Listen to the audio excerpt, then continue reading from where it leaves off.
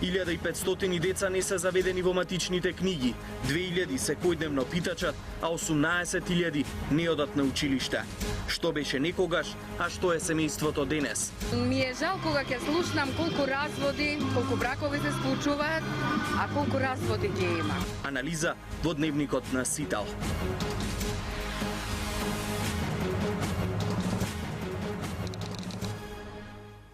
Стартуваше изградбата на парк, покажуваат фрапантни податоци.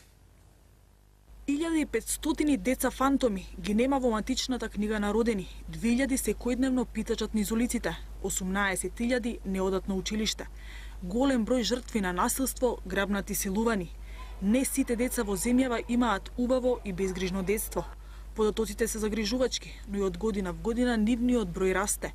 Причина склучување на малолетни бракови, економската нестабилност.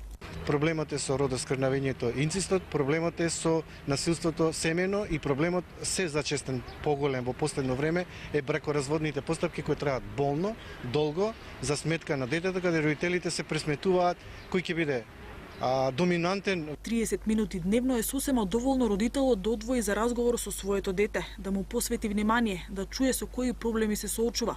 Но и тоа е многу за денешните родители, кои се повеќе се жалат на немање време и напорната работа. Се обидуваме децата ги научиме на едни вештини на фокусирање на родителите кон нив и нивните проблеми, да бидат иницијатори за разговор. Ако гледат дека родителите се заморени, се уште не успеале да ја зад вратата да ја остават работата, кога веќе се дома, физички присутни, да бидат и психички присутни и навистина да воспостават комуникација. Од Меѓаши вела дека покрај советувалиште за брак, неопходно е да се формира и советувалиште за родителство, каде стручни лица ќе им помагаат на родителите во нивното воспитување на децата.